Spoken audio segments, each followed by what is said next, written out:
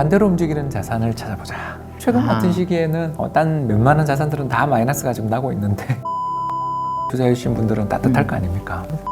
어떻게 사요? 제가 좀 잘 물어봤죠, 여러분. 예, 잘하셨어요. 여러분도 막 궁금했잖아.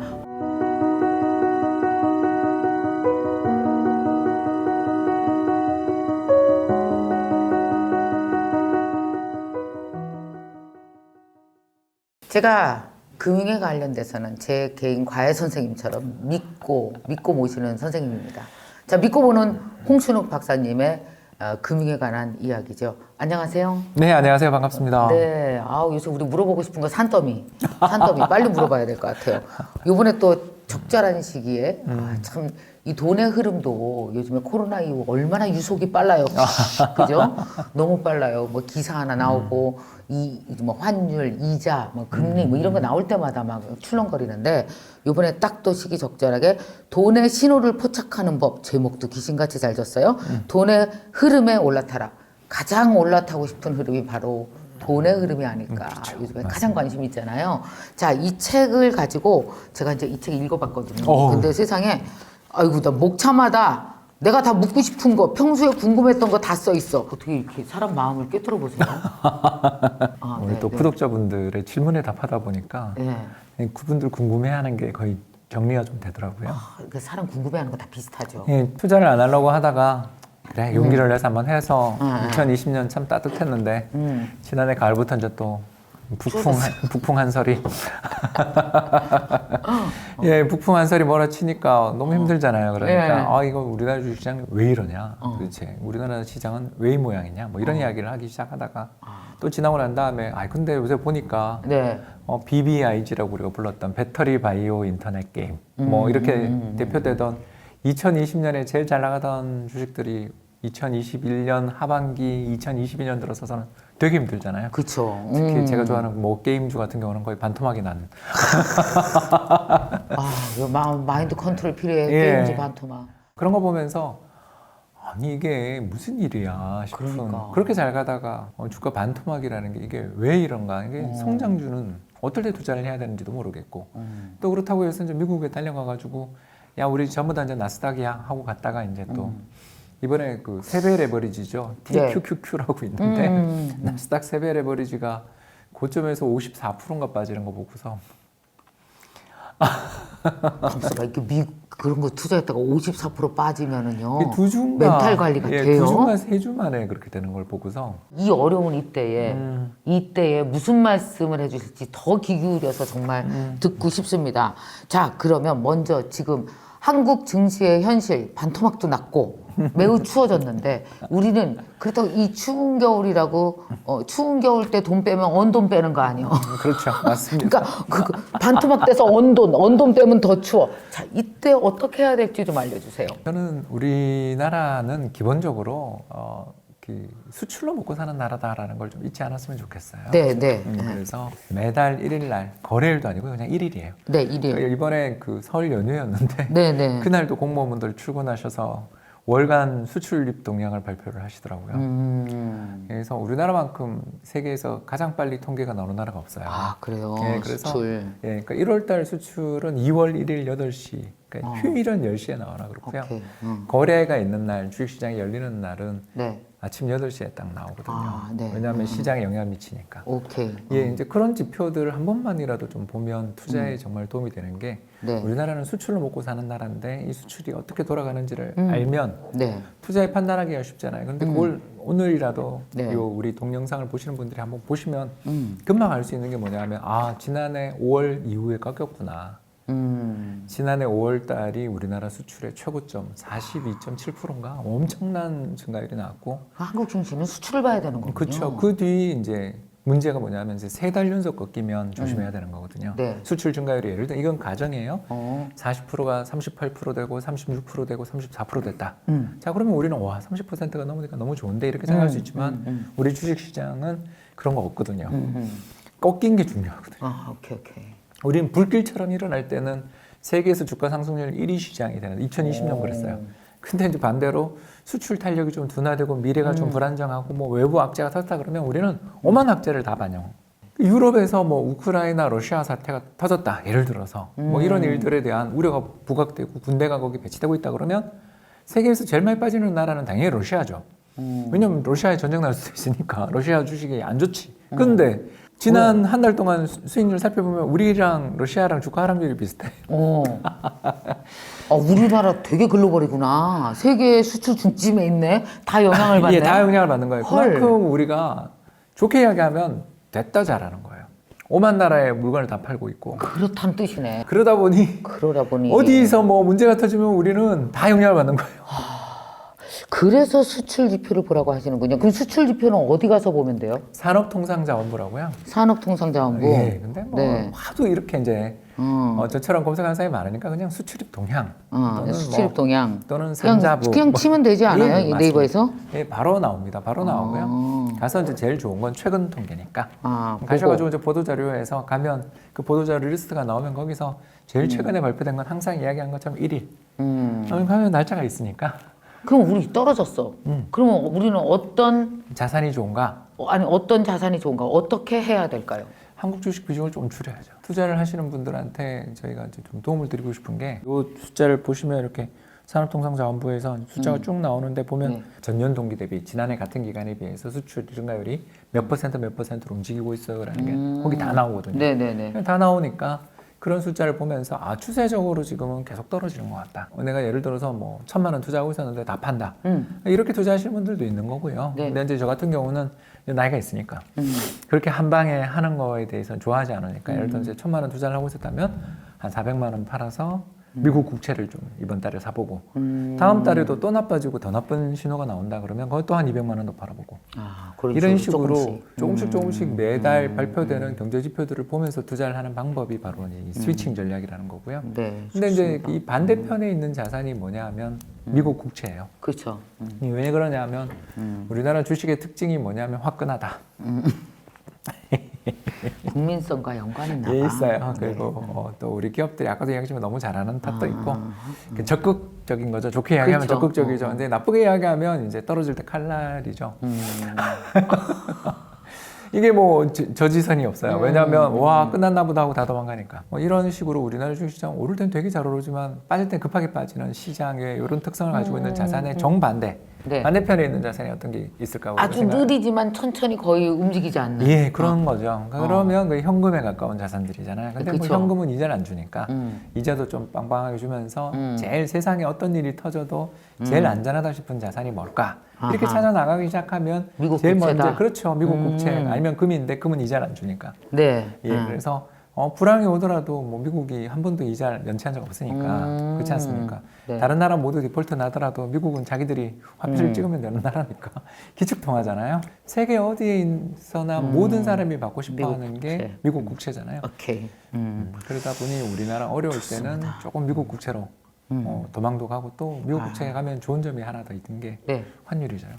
환율, 그렇죠. 우리나라 수출이 좀 안 되고 어려울 요새 땐? 이제 무역 적자도 많이 난다 그러면 돈이 우리나라에서 해외로 나간다는 이야기죠. 그러면 어떻게 되겠어요? 수급이 그렇죠. 달러 사자가 많은 거잖아요. 왜냐하면 그렇죠. 달러 대금을 지급을 해야 돈을 우리가 못 벌어오는 중이니까. 금방 이해가 되죠. 그렇기 때문에 그러니까 국채의 이점이 두 가지가 있네요. 그렇죠. 안정적으로 이자를 받을 수 있다는 거 하나, 그 다음에 환율적 이득을 얻을 수 있다는 거 하나. 이럴 때는 조금 요거에 대해서 영리하게 머리를 좀 써야 될 필요가 있겠네요. 그렇습니다. 뭐 최근에 물론 미국도 뭐 금리 인상한다 그러니까 옛날에 발행해놨던 1%짜리 채권 인기는 없겠죠. 이번에 발행된 건 2%니까. 뭐 그러면 1% 채권 수익률이 좀 떨어지겠죠. 그러니까 성과가 낮아지겠죠. 그렇지만 사실 금리는 그렇게 크게 중요하지 않고 환율이 워낙 우리는 크게 영향을 미치는 나라니까 맨날 뭐 1,200원에서 움직이니 작년 이맘때가 1,080원, 뭐 1,070원도 갔었는데 지금 1년 사이에 환율이 100원 넘게 오른 거죠. 그러니까 이런 걸 우리가 생각해 보면 한국 주식이 참 매력적이고 정말 잘 벌 수 있는 자산이긴 한데 왜 사랑에 빠지지 말자. 그러니까 사랑에 너무 눈이 멀면 이게 이제 조금씩 문제가 있을 때는 약간 뭐 그렇잖아요. 조금 거리를 두고 또 다른 것들도 좀 하다가 하고. 다시 만나면 또 좋은 관계가 유지될 수 있는 것처럼 우리 한국 주식이 참 매력적인 시장이지만 좋아요. 자, 그렇다면 자산 배분의 요즘같이 힘들 때, 어려울 때일수록 자산 배분 전략은 더 중요하다고 생각이 들어요. 왜냐하면 잘못 밟아서 폭탄되면 안 되니까. 자, 그렇다면 이 책의 11장의 자산 배분의 기초를 적어놨습니다. 아마 자산 배분의 기초를 설명한 이유도 요즘같이 장이 어렵기 그렇죠. 때문에 또 더 힘줘서 말씀을 하신 것 같단 말이에요. 맞습니다. 네, 좀 말씀해 주세요. 반대로 움직이는 자산을 찾아보자. 이게 핵심입니다. 우리나라에서 반대로? 예, 그 자산의 가격 방향이 다른 그런 자산들이 몇 개 있어요. 설명해 주세요. 예, 가장 대표적인 게 한국 주식이랑 미국 국채. 오케이. 이게 제일 반대로. 예. 한국 여기에 주식이 힌트가 있다. 예, 한국 주식이 오를 때는 미국 국채 가격이 웬만하면 빠지거든요. 오케이. 왜냐하면 이제 안전한 자산을 찾기보다는 고수익 자산을 찾죠. 그렇지. 그러니까 수익이 마이너스가 난다는 뜻도 있겠지만 매력이 오케이. 없다 이렇게 보시면 되겠고요. 또 반대로 최근 같은 시기에는 달러 자산에 대한 투자자들의 수요가 많으니까 지난해 같은 기간을 비교해 보면 딴 몇만원 자산들은 다 마이너스가 지금 나고 있는데 네. 달러 표시 국채에 투자해 주신 분들은 따뜻할 거 아닙니까? 근데 나 무식해서 물어봐도 돼요? 맞습니다. 미국 국채 어떻게 사요? 어떻게 사느냐 하면 세 가지 방법이 잘 물어봤죠, 여러분? 네, 잘하셨어요. 여러분도 막 궁금했잖아. 저거 어떻게 사는 거야? 근데 잘 좀- 물어봤죠? 네, 첫 번째는 은행 가시면 되고요. 은행 가서 뭘 사면 되냐면 역외 펀드라는 걸 사시면 됩니다. 네? 역외 펀드, 해외에서 거래되는 운용되는 펀드라는 뜻이고요. 그리고 일반적으로 그냥 은행 가서 참고해서 물어보면 그렇죠. 돼요? 네. 그래서 미국 국공채 펀드 달라 그러십니다. 미국 국공채 펀드. 국공채 펀드. 요거의 좋은 점은 은행 가서 바로 펀드를 살 수 있다라는 거고. 은행 가서. 네, 바로 살 수 있으니까 이게 제일 최소 얼마? 이 그렇게 크게 규제는 없어요. 이 펀드들의 좋은 점이 소액으로 투자할 수 있다는 것도 또 소액, 좋은 맞아. 점이죠. 그건 알아요, 내가. 예, 그래서 요걸 사시면 좋은 점은 편리하다. 안 좋은 점은 수수료가 좀 있겠죠. 펀드 판매 수수료라는 걸 받으니까. 두 번째 방법이 조금 더 이제 귀찮지만 똑같이 은행 가셔서 네. 증권사 계좌를 하나 여시는 거죠. 증권사 계좌를 열어서 뭘 사면 되냐면 미국 국채 ETF를 사면 됩니다. 요거의 이제 좋은 점은 증권사에서 바로 주식 사듯이 사면 되는데 그렇지, 맞아. 불편한 점은 주식 거래 안 해보신 분들은 좀 무섭겠죠. 그러니까 주식 계좌가 없는 사람도 은행 가면 살 수 있다라는 게 힌트네요. 그렇죠. 은행 가시면 대부분 은행들은 다 증권사 인터넷 그 증권 계좌를 다 개설해 줍니다. 맞아요. 오케이. 알았어요. 그렇게 하면 되고요. 이제 세 번째가 제일 추천하고 싶은데 네. 세 번째. 난이도가 점점 올라갈수록 사실은 더 좋은 상품이 될 수도 있거든요. 뭔데요? 그 얘기 보세요. 세 번째는 뭐냐면 해외 증권 계좌를 여는 거죠. 김미경 선생님께서 잘 이야기하신 것처럼 증권사 계좌를 여러 개 여는 걸 저는 좀 추천드리는 편이고요. 뭐를 사면 좋으냐면 그냥 이거는 우리나라 국내 상품이 아니니까 편하게 IEF. 예. 이게 티커입니다. 우리는 003860 뭐 이런 식으로 증권 그 주식할 때 매매 계좌 번호를 넣어야 되는 것처럼 그렇죠. 증권 회사에서 주식을 매매하려면 코드라는 걸 넣어야 되잖아요. 그런 것처럼 미국은 영어 문자로 돼 있습니다. 네. 대문자죠. IEF가 뭐냐면 미국 국채 한 10년 정도 되는 걸 사는 겁니다. 미국 이제 10년 된 네, 거. 7에서 10년짜리. 아, 이게 이제 10에서 제일 10년. 가장 거래가 잘 되는 상품. 기간이라는 거죠, 이거는. 예. 기간. 그래서 10년짜리 상품에 투자를 하는 거니까 최근에 오케이. 발행한 금리가 2% 정도 찍었거든요. 그러면 지금 투자를 해서 아무 일 안 하고 환율이 그냥 변하지 않는다 그러면 매년 2%씩 이자가 나오는 상품이다. 괜찮네. 꽤 괜찮죠. 그리고 그럼 이거 그럼 매년 이자가 나오고 그냥 그러면 중간에 해지해도 되고 10년 더도 되고 뭐 상관없는 거죠? 없습니다. 10년 동안 계속 또 그것도 해줘요. 새로운 상품으로 새로 발행된 것도 사서 넣어주고 계속 만기를 관리해 줍니다. 굉장히 편하죠. 좋아. 이런 세 가지 상품들이 있어서 제가 봤을 때는 옛날에는 정보도 부족하고 상품이라고 하면 아까 제가 이야기했던 은행 가서 미국 국공채 펀드 또는 뭐 글로벌 국공채 펀드 말고는 투자의 대안이 없었는데 지금은 이렇게 다양한 투자의 대안이 생겼기 때문에 그렇죠. 얼마든지 투자를 편하게 할 수 있다는 게 장점이고요. 또 하나 더 반대로 움직이는 자산을 하나 더 소개하자면 반대 움직이는 자산 여러분. 미국 국공채 두 번째. 네네. 서울 아파트와 네. 미국 주식이 또 반대로 움직입니다. 아니 미국 주식이랑 서울 아파트랑 뭔 관계인가 싶은 게 근데 만약에 예를 들어 서울 용산에 있는 아파트가 막 10억에서 15억 됐어. 네. 그러면 미국 주식이 떨어져요? 떨어진다기보다는 그때 별 재미가 없는 경우가 많습니다. 근데 상대적으로. 한국 아파트가 떨어지면 미국 주식은 굉장히 안정적이거나 성과가 잘 나는 경우가 잦죠. 어떤 거? 왜 그런가 해보면 이제 우리가 아까 환율 이야기 잠깐 했잖아요. 우리 경제가 좀 어려워지면 환율이 오른다 그랬죠. 그렇죠. 예, 왜냐하면 돈이 나가니까. 그러다 나가니까. 그러니까 뭐 무역 적자가 나든 아니면 외국인이 주식을 팔고 나가니까 환율이 오르죠. 그렇죠. 그러니까 외웁시다. 그냥 불황에는 경기가 안 좋을 때는 환율이 오른다. 이거 하나만 기억하시면 이게 투자가 되게 쉬워지거든요.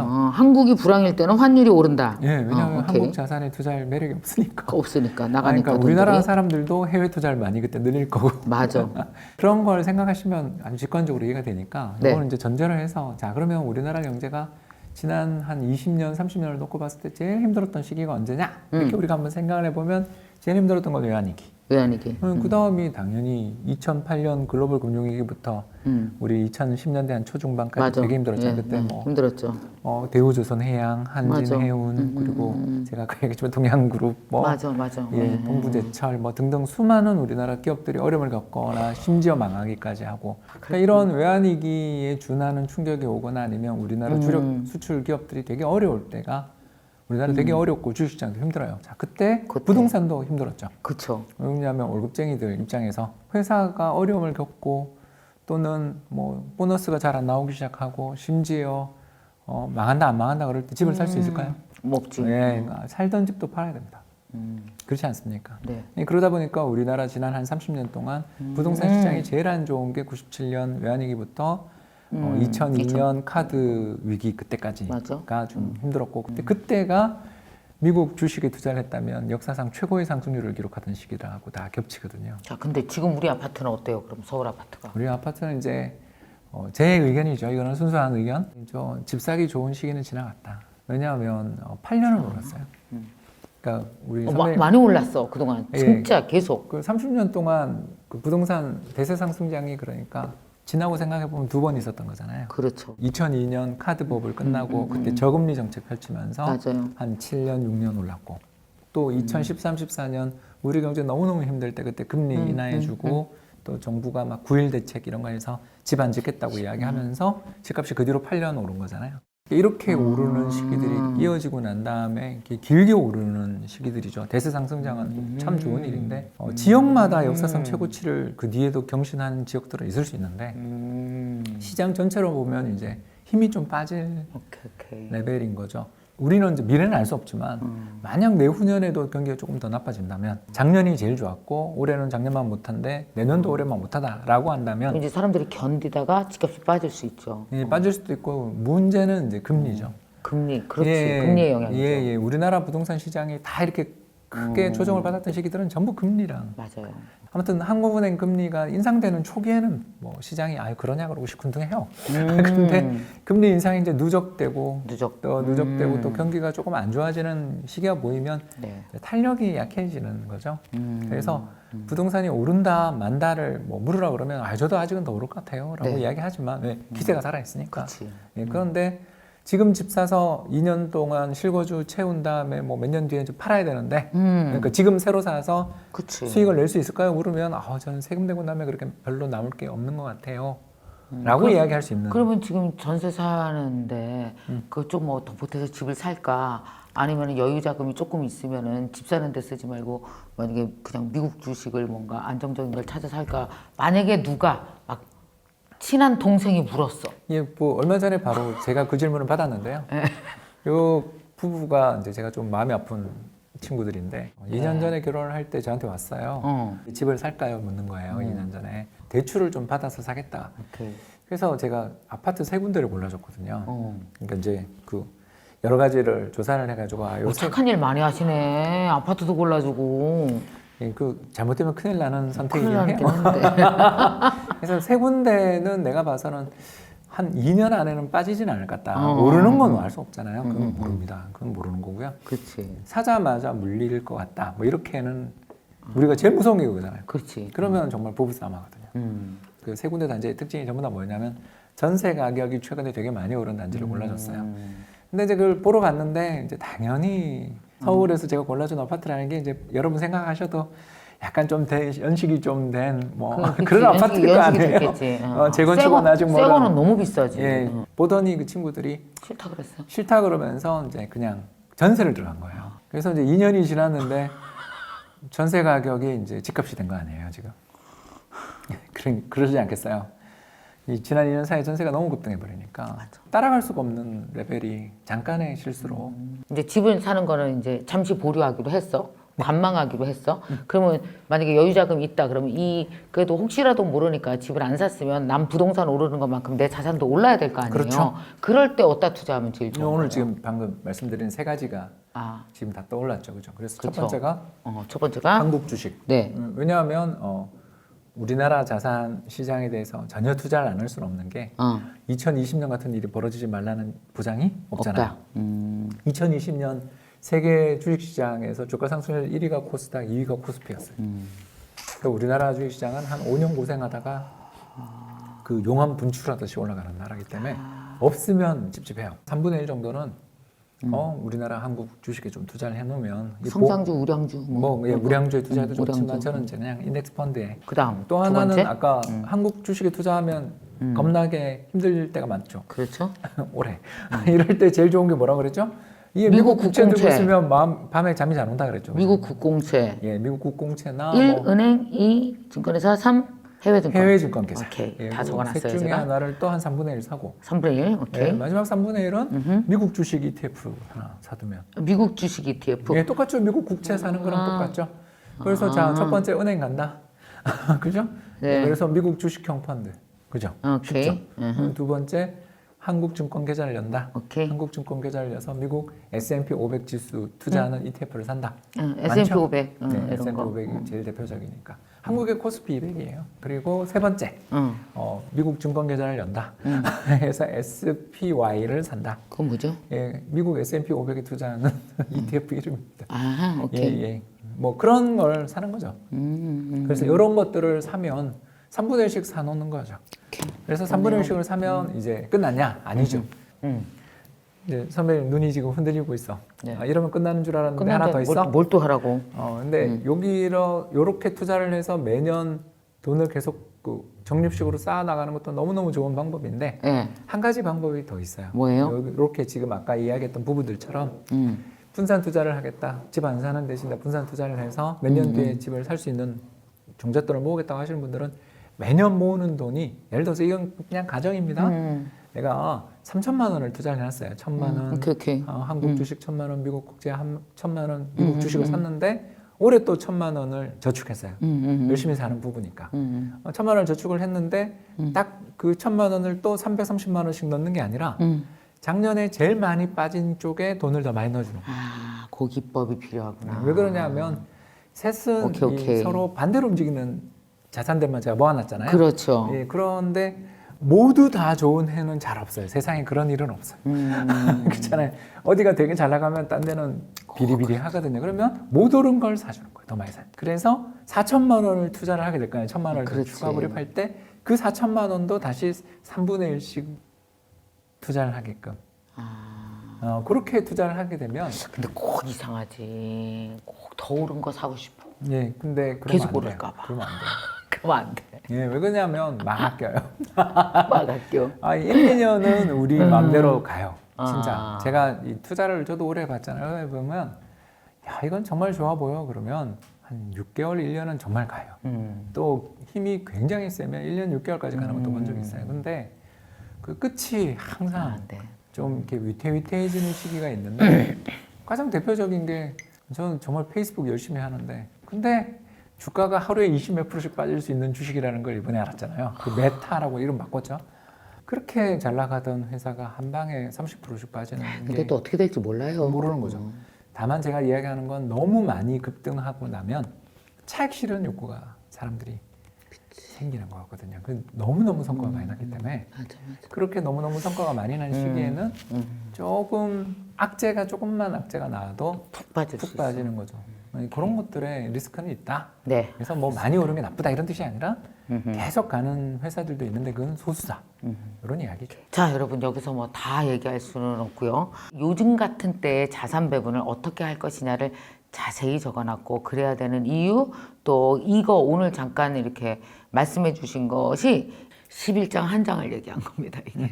나머지 1장부터 13장은 여러분들이 돈의 흐름에 올라타라 이 책을 통해서 정말 실질적인 지식을 많이 얻으시기 바랍니다. 팁을 많이 얻으셨으면 좋겠어요.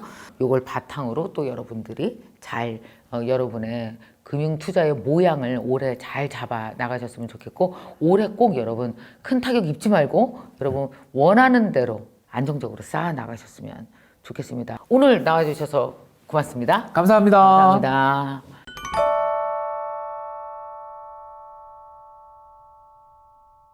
이 책 10권을 여러분들에게 보내드릴 텐데요. 자, 그러면 항상 여러분 아시죠? 발표는 김미경 TV 카카오 플러스 친구에서 하고 있습니다. 꼭 가서 체킹하셔야 돼요. 자기 당첨됐는데도 안 찾아가시는 분들이 많더라고요. 꼭 체킹하셔야 됩니다, 여러분. 자, 그러면 1. 돈의 흐름에 사다리를 타라. 두 번째, 돈의 흐름에 올라타라. 세 번째는 돈의 흐름에 내려가라. 네 번째, 돈의 흐름에 질주하라. 질주하라 좋네. 당첨. 자, 그러나 과연 제목은 무엇일까요, 여러분? 제목을 맞춰주시는 분께 추첨해서 책 10권 보내드리도록 하겠습니다. 이 영상이 도움이 되셨죠? 자, 그러셨다면 좋아요, 구독 눌러주세요. 눌러주세요.